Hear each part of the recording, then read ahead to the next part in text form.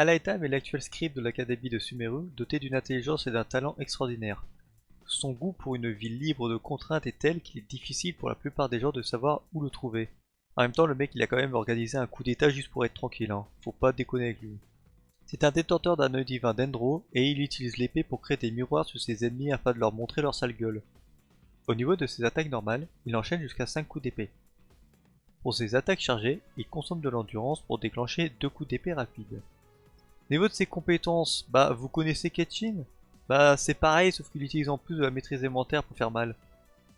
Pour sa compétence élémentaire, universalité, élaboration de forme, Alhaitham se précipite en avant pour infliger des dégâts Dendro aux ennemis proches à la fin de sa ruée et génère un miroir de diffraction. Appui long, bascule en mode visée, ce qui permet d'ajuster la direction de la ruée. Tiens. Les miroirs de diffraction ont les propriétés suivantes. Lorsqu'il possède des miroirs de diffraction, les dégâts des attaques normales chargées et plongeantes d'Alhaitham sont convertis en dégâts Dendro, ne pouvant pas être enchantés.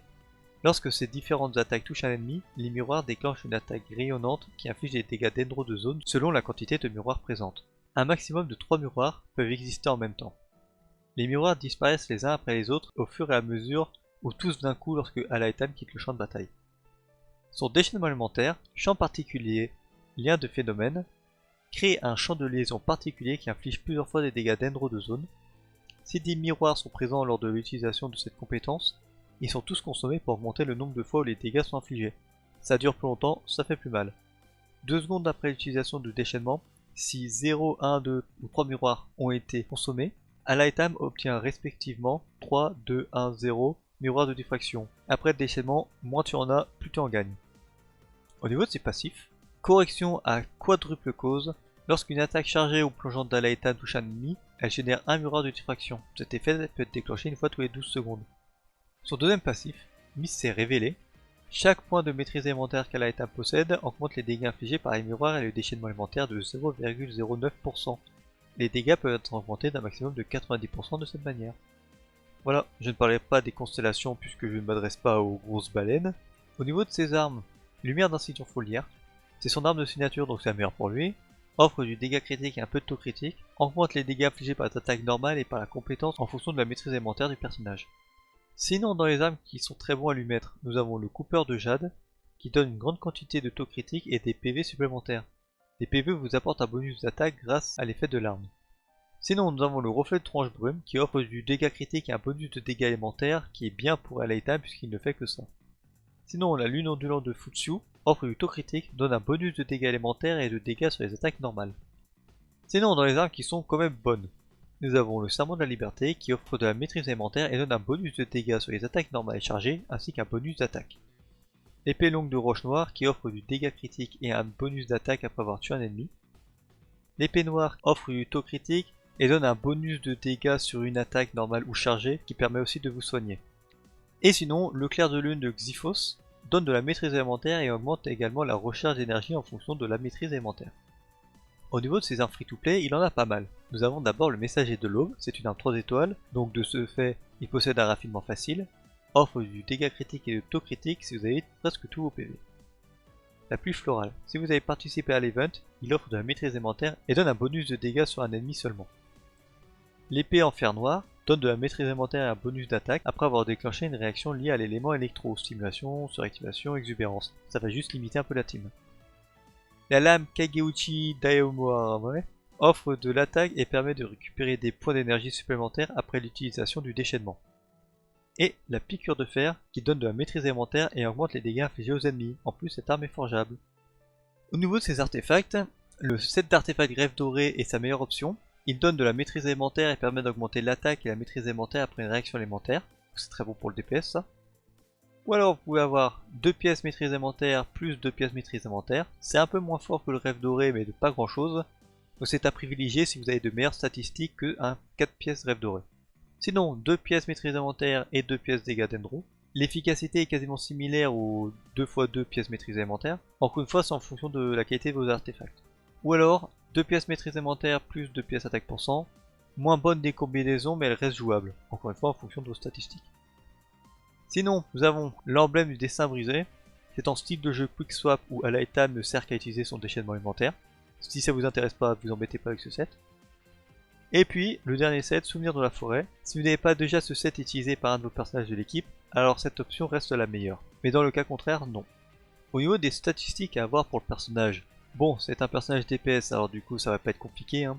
Sur la fleur et la plume, ça sera taux critique, dégâts critiques, attaque %, recharge d'énergie, maîtrise élémentaire. Pour le sablier, la stat principale sera de la maîtrise élémentaire.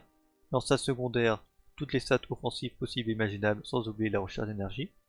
Pour la coupe, des dégâts dendro, avec comme stat secondaire le taux critique, dégâts critiques, attaque %, maîtrise élémentaire, recharge d'énergie en fonction de ce que vous avez.